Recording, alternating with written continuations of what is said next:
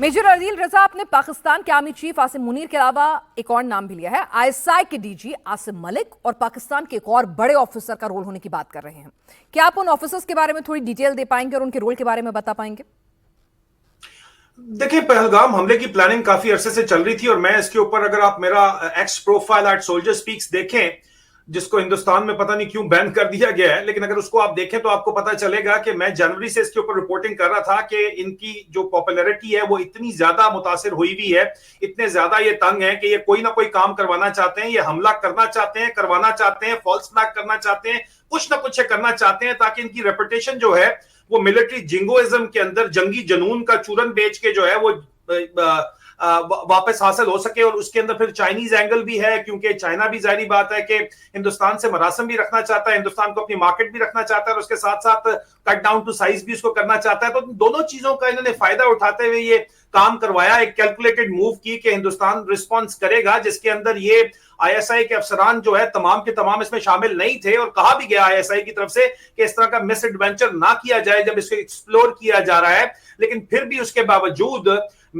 जो आसिम मुनीर है army chief, उसने डीजी आईएसआई आसिम मलिक को ये ऑर्डर्स दिए और आसिम मलिक ने ये काम अपने special operations division major general Mohammad Shahab Aslam को ये टास्क दिया। और मेजर जनरल शहाब असलम ने जो है ये पूरे का पूरा टास्क इसको पैरा तकमील तक पहुंचाया। सिर्फ वो ये काम नहीं कर रहे, उसके अलावा ये जाहिर बात है कि मिलिटेंट प्रॉक्सीज का इस्तेमाल जो है वो पाकिस्तान के अंदर 1980 के दहाई से आज दिन तक किया तो जाता है। ये इसके ऊपर तो किताबें लिखी गई हैं, ये तो कोई झूठ नहीं है। लेकिन इससे आगे चल के अगर ये कहा जाए कि नहीं, मजीद आप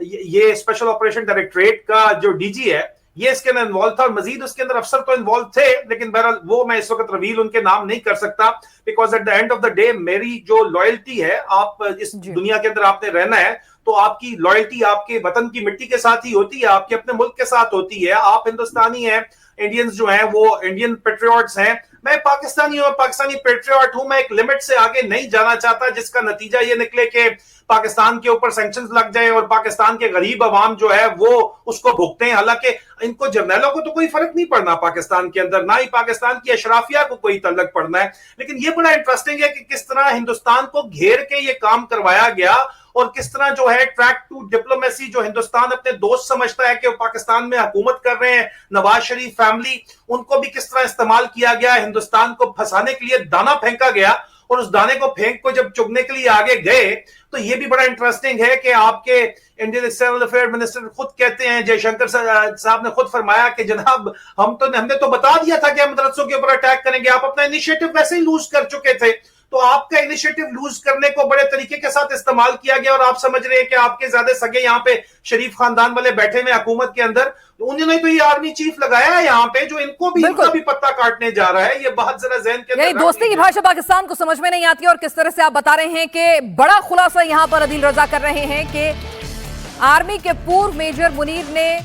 पहलगाम हमले का ऑर्डर दिया है। ये खुलासा यहाँ पर किया जा रहा है।